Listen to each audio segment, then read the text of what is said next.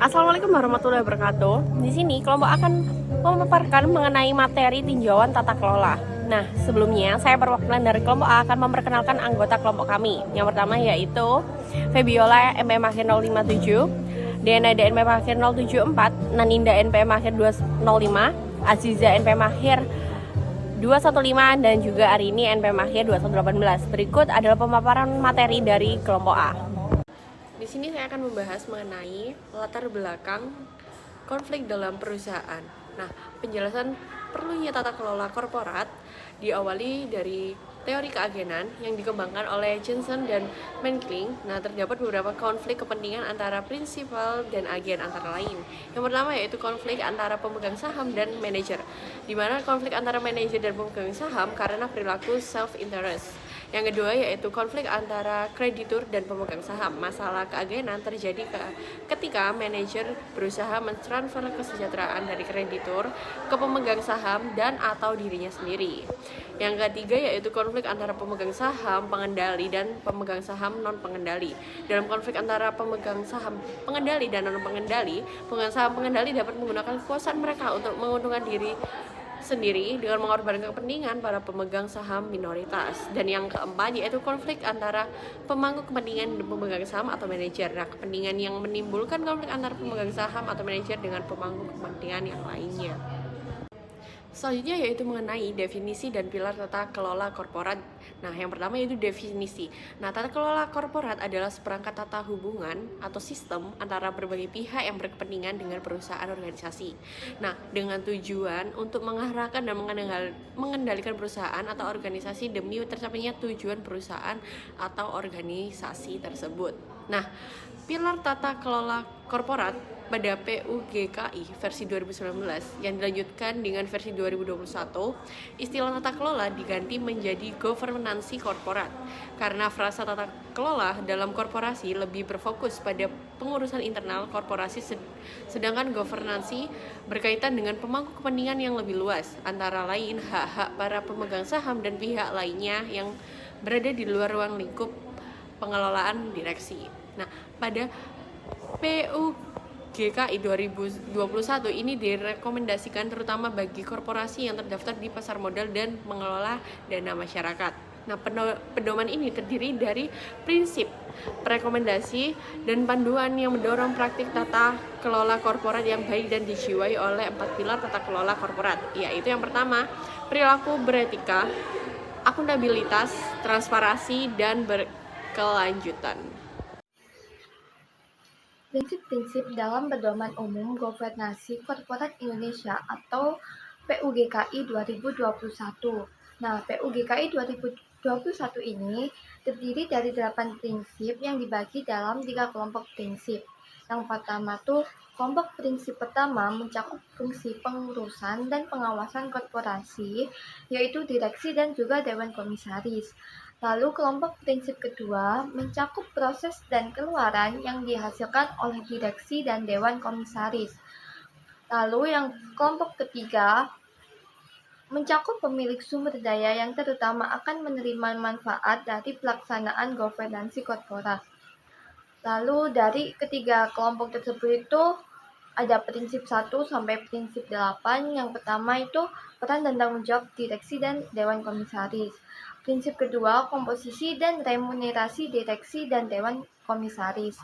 Prinsip yang ketiga, hubungan kerja antara direksi dan dewan komisaris.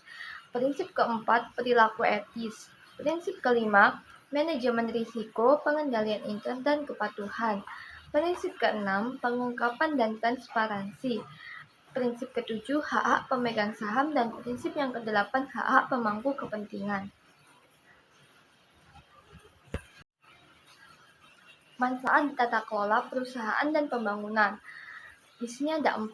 Yang pertama, tata kelola yang baik menghasilkan sistem keuangan yang baik pula. Yang kedua, tata kelola yang baik akan akses pendanaan dari investor eksternal. Lalu yang ketiga, tata kelola korporat yang baik dapat meningkatkan nilai perusahaan melalui manajemen yang lebih efisien, pemanfaatan aset yang lebih optimal, kebijakan ketenaga kerjaan yang lebih baik, serta berbagai kebijakan lainnya yang meningkatkan kemampuan perusahaan menghasilkan laba. Lalu yang keempat, tata kelola korporat yang baik dapat menurunkan risiko terjadinya krisis keuangan. Nah, memasuki aktivitas meninjau struktur regulasi, pedoman, dan penilaian tata kelola. Jadi dimulai dari struktur tata kelola. Struktur tata kelola itu secara umum terdapat dua model, yaitu ada model satu dewan dan model dewan. Dua dewan. Nah, di Indonesia sendiri itu menganut model satu dewan karena dianggap eh, eksekutif yang mempengaruhi keputusan itu tidak terlalu banyak sehingga keputusan perusahaan dalam menghadapi resiko ataupun peristiwa-peristiwa yang tidak terduga itu dapat semakin cepat dilakukan gitu. Nah, selanjutnya ada regulasi dan pedoman yang dianut untuk menjalankan tata kelola di Indonesia. Yang pertama ada UU Pasar Modal dan Perseroan. Lalu yang kedua ada peraturan dari Otoritas Jasa Keuangan atau OJK. Lalu ada peraturan untuk bank umum dan bank pengkreditan rakyat. Lalu ada peraturan untuk investor itu institusi dan terakhir ada peraturan untuk BUMN. Serta ada sejumlah peraturan yang di mana peraturan itu dapat dibuat sendiri oleh perusahaan tersebut selama tidak melanggar ketentuan-ketentuan dari pemerintah. Nah, terakhir ada instrumen penilaian dan bukti empiris terhadap tata kelola di Indonesia. Terdapat dua penilaian utama terhadap tata kelola korporasi Indonesia yang dilakukan oleh lembaga internasional, yaitu yang pertama Corporate Governance Watch dan ASEAN Corporate Governance Scorecard. Uh, se- Secara umum Indonesia sendiri itu lebih unggul dalam penilaian ASEAN Corporate Governance Scorecard karena di tingkat Corporate Governance Watch itu tingkatannya itu sudah melingkupi negara Asia. Jadi Asia kan terlalu besar ya dan Indonesia masih dalam status negara berkembang. Jadi uh, tingkatannya itu masih setara dengan ASEAN Corporate Governance Scorecard. Nah, selanjutnya yaitu tentang struktur kepemilikan dan pengungkapannya.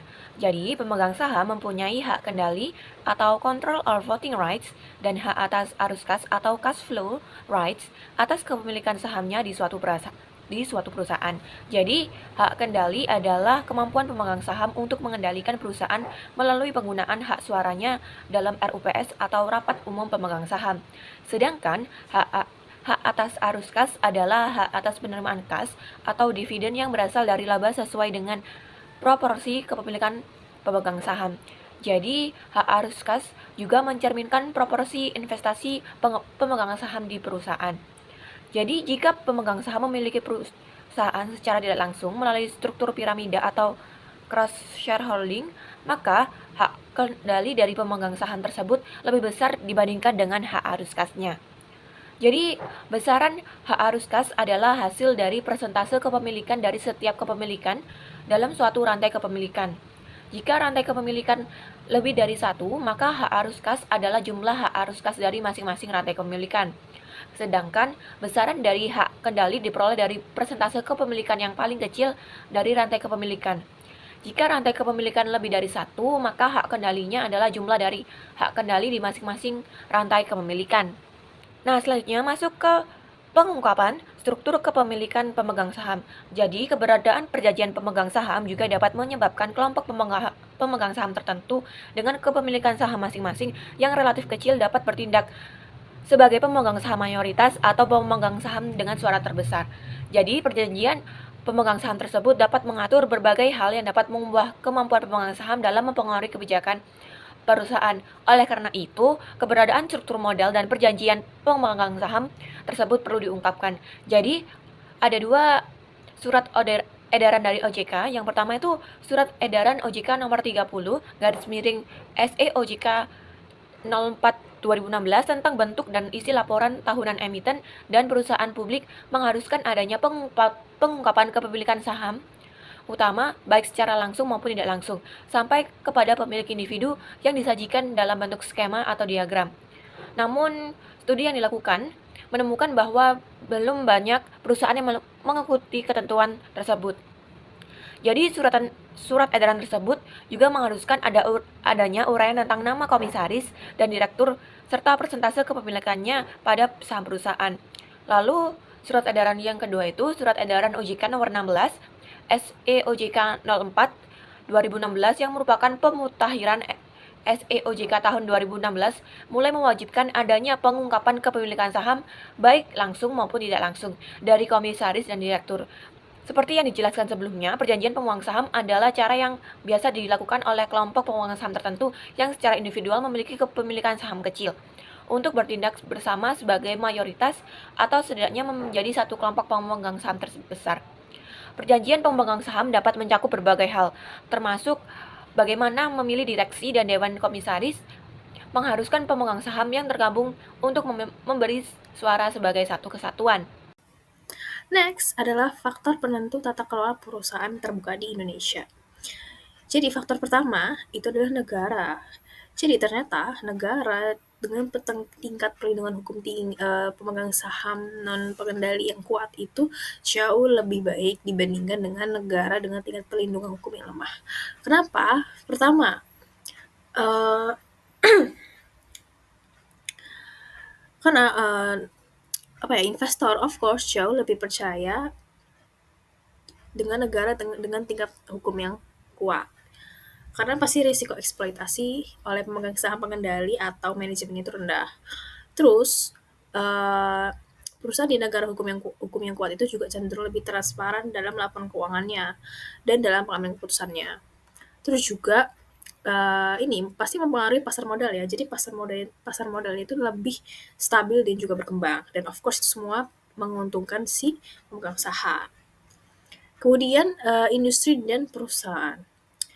Pertama ada struktur kepemilikannya. Jadi di sini yang mempengaruhi ada hak arus kasnya, terus selisih antara hak kendali dan hak arus kas, terus keberadaan beberapa pemegang saham dan identitasnya. Kemudian ada faktor lain seperti besaran perusahaan, terus kinerja keuangannya, terus potensi pertumbuhannya, intensitas aset berwujud dan saham yang terdaftar gitu. Oke teman-teman, jadi itu tadi adalah penjelasan tentang bab tinjauan tata kelola dari kelompok kami. Terima kasih telah menyaksikan. Mohon maaf bila ada kesalahan dalam pengucapan dan juga penyampaian materi. Terima kasih. Wassalamualaikum warahmatullahi wabarakatuh.